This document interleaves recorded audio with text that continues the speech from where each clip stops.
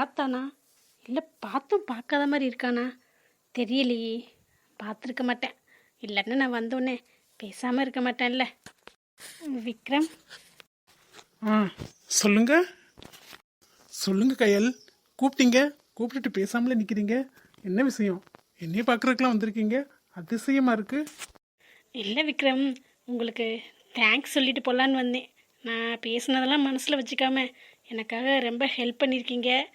அதனால தான் தேங்க்ஸ் சொல்லலான்னு கோயிலுக்கு போனேன். அங்கே இல்லை, சரி ரூமுக்கு போகலான்னு இது வழியே போனேன். உங்களை பார்த்தனா, அதான் ஒரு தடவை தேங்க்ஸ் சொல்லிட்டு போயிடலான்னு வந்தேன்.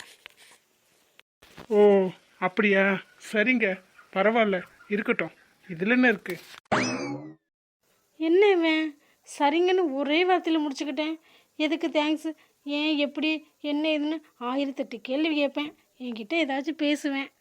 அப்படி இப்படின்னு நினச்சா ஒன்றுமே சொல்லலையே. ஒருவேளை நான் அன்றைக்கி பேசினதில் மனசில் வச்சுக்கிட்டு தான் இப்படி பண்ணுறானோ? இருக்காதே, அப்படி மனசில் இருந்தால் எனக்கு ஹெல்ப் பண்ணியிருக்கவே மாட்டானே. ஆனால் இப்போ ஏன் இப்படி பண்ணுறேன்?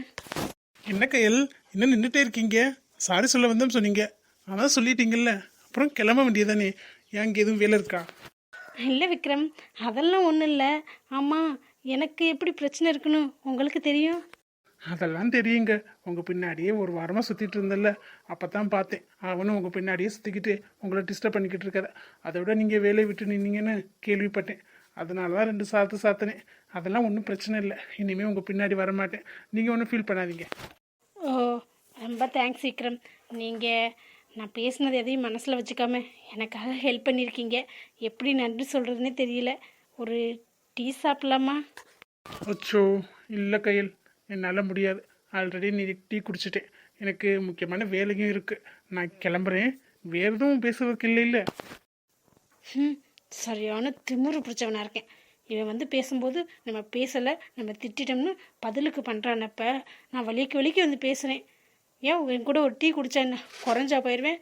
டீ குடிக்கிற நேரத்தில் என்ன பண்ண போகிறேன்? என்ன ஃப்ளைட்டை பிடிக்க போகிறேன்? அவசரமாக போகிறானா. இவன் என்கிட்ட ஒழுங்காக பேசலன்னு என்ன நான் எதுக்கு ஃபீல் பண்ணோம்? நான் சாரி சொல்ல தானே வந்தேன், சொல்லிட்டேன், அவ்வளோதான். இனிமேல் இதுக்கு இந்த மூஞ்சியை பார்க்க போகிறோம். நமக்கு ஏதோ உதவி செஞ்சுருக்கேன், அதனால் பாவம் புண்ணியம் பார்த்து ஒரு டீ வாங்கி கொடுக்கலான்னு பார்த்தேன். வேணானா போயிட்டு போகிறேன். 10 ரூபா எனக்கு மிச்சம். என்ன கையில், நான் கேட்டுகிட்டே இருக்கேன். தனியாக ஏதோ யோசனையிலே இருக்கீங்க. அடிக்கடி கனவுலகத்துக்கு போயிருங்களே, என்ன வேறு எதுவும் பேசணுமா? இல்லைங்க, அப்படிலாம் ஒன்றும் இல்லை. ஏதோ ஹெல்ப் பண்ணிங்களா, சரி டீ வாங்கி குடிக்கலாம் அப்படின்னு தான் கேட்டேன். மற்றபடி உங்கள் கூட பேசணும், உங்கள் கூட டைம் ஸ்பெண்ட் பண்ணணும் அப்படின்னா நான் டீ வாங்கி கொடுக்கணும்னு நினைக்கல. உங்களுக்கு வேலை இருந்தால் தாராளமாக போய்க்கலாம், உங்கள் இஷ்டம். சரியான திமுருக்காரி தான். சாரி சொல்கிற கேப்பில் ஏதோ பேசுகிற மாதிரி வந்தான், ஆனால் அப்படியே பல்ட்டி அடிக்கிறா. இருடி, உன்னைய வர வைக்கிறேன். கொஞ்சம் ஒதுங்கி போனாதான் உனக்கு தெரியும். இப்போ வந்து இல்லை அந்த மாதிரி வருவேன். அப்படியா கையல்? சரி, நான் வரேன். இந்த பொண்ணுங்க ரெண்டும் வெயிட் பண்ணி என்னை டார்ச்சர் பண்ணிருங்க. என்ன சொன்னீங்க? 2 பொண்ணுங்களா? ஓ, அதே நேரத்தில் 2 பேர் லவ் பண்ணுறீங்களா?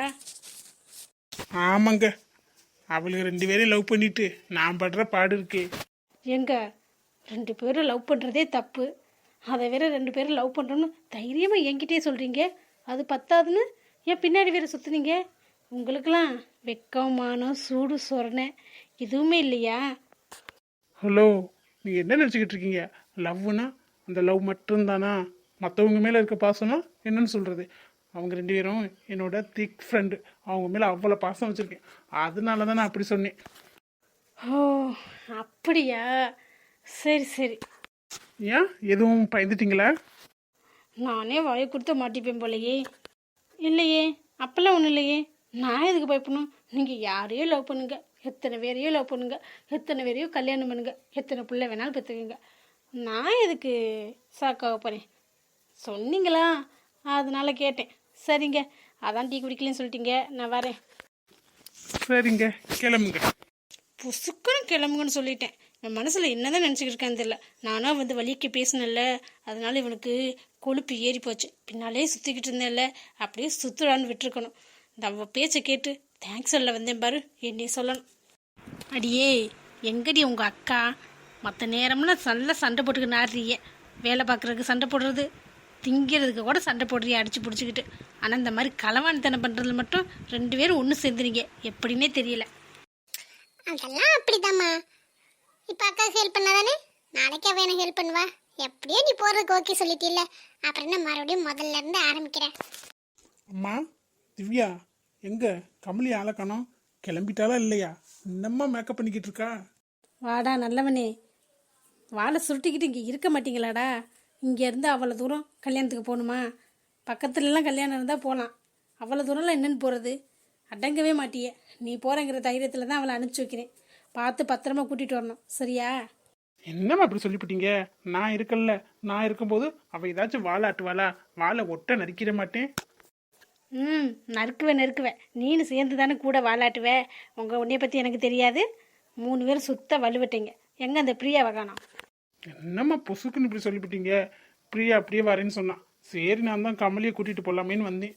நீங்கள் பார்த்தா இப்படி ரொம்ப இன்சல்ட் பண்ணுறீங்க, போங்க. என்ன விக்ரம், உண்மைதானே சொல்றாங்க? திவ்யா பேர் சொல்லி கூப்பிடக்கூடாது, நான் 1000 தடவை சொல்லிட்டேன். ஏன் அண்ணன் கூப்பிட மாட்டியா? விடுங்கம்மா, அவள் எப்போவுமே அப்படி தானே கூப்பிடுவா. கூப்பிட்டுட்டு போட்டோம். ஒரு வழியாக வந்துட்டியாடி. எவ்வளவு நேரம்? நாளைக்கு தான் கல்யாணம். நாளைக்கு போய் மேக்கப் பண்ணி பொண்ணு மாப்பிளையை பார்க்கலாம். அதுவும் நீ பண்ணணும்லாம் ஒன்றும் அவசியம் இல்லை, உனக்கு ஒன்றும் கல்யாணம் இல்லை. ஆமாம், ஊரில் உள்ள கல்யாணத்துக்கு பூரா போங்க. நீங்கள் கல்யாணம் பண்ணிக்கிறதுனா இருங்க. என்ன பிள்ளையெல்லாம் தெரியல. பார்த்து பத்திரமா போயிட்டு வாங்க. சரி விடுமா, இதே நீ எத்தனை தடவை தான் சொல்லுவேன். நாளைக்கு நான் வீட்டுக்கு வந்து சேர்ற வரைக்கும் ஃபோனை போட்டு வேற தொல்லை பண்ணுவேன். சும்மா இருமாங்கிட்டு. நான் சின்ன குழந்தையா? இப்போ மட்டும் சின்ன குழந்தை இல்லை. கல்யாணம் பண்ணிக்க சொன்னால் மட்டும் வயசாகட்டும் சொல்கிறது. என்ன பிள்ளைகளோ, போங்க. அக்கா பிள்ளை, நீனா எதுக்கு வாயை கொடுத்த மாட்டேங்கிற? அம்மாட்ட பெர்மிஷன் வாங்கி தந்தல, பேசாம சட்டை போட்டு நீ கிளம்புவியா? அதை விட்டுட்டு அம்மாட்ட போய் ஏதாச்சும் வாயை விட்டுக்கிட்டு இருக்க. அது இப்போ வேணாம்னு சொல்லிடுச்சுன்னு வச்சுக்க, மறுபடியும் நான் அதுக்கிட்ட எல்லாம் பெர்மிஷன் வாங்கி தர மாட்டேன். அதுக்கு தனி காஸ்ட் தெரியும்ல.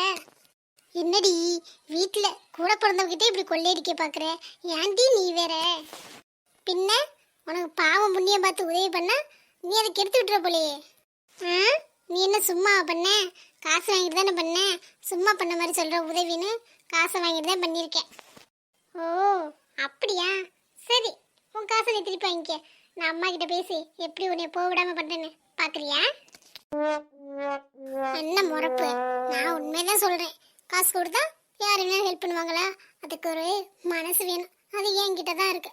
பார்த்து நடந்துக்க. அப்புறம் வரும்போது எனக்கு நிறைய வாங்கிட்டு வரேன்.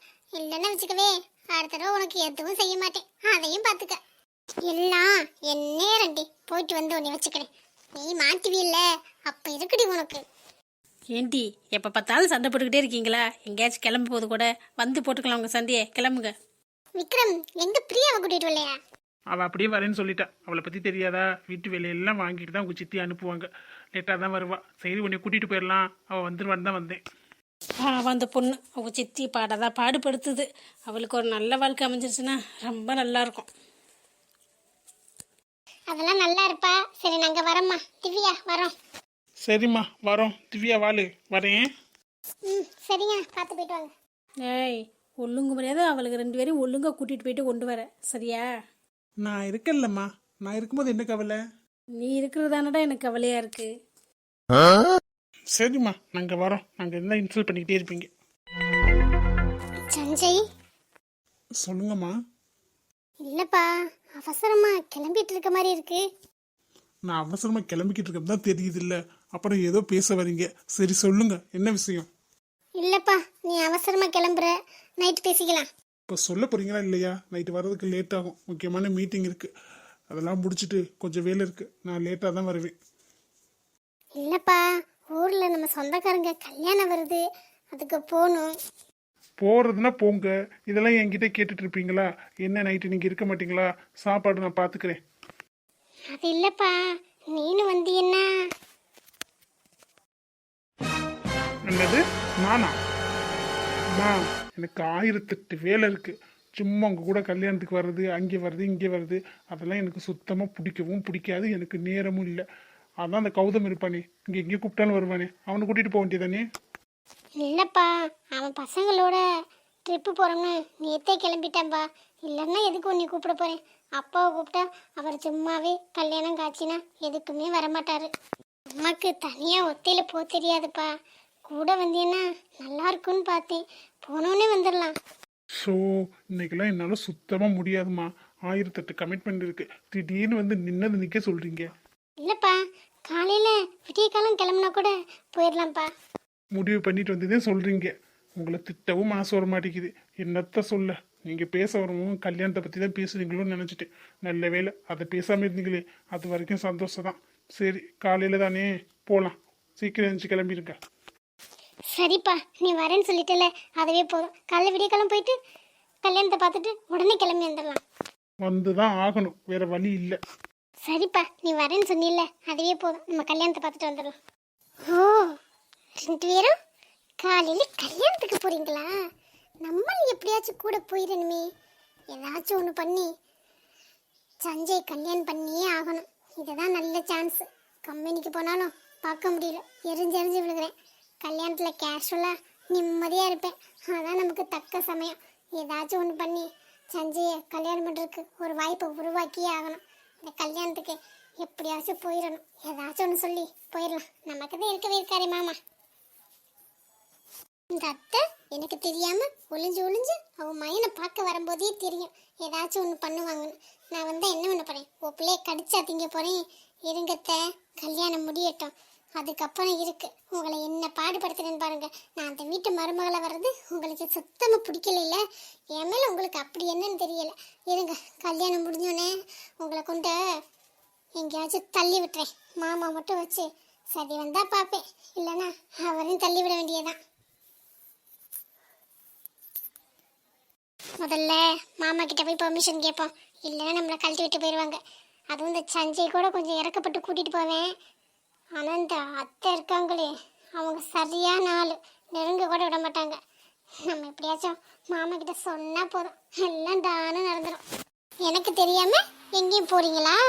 நான் விடுவேனா? எங்கே போனாலும் உங்க கூடயே தான் வருவேன். உங்க மருமகளாக போறேன்.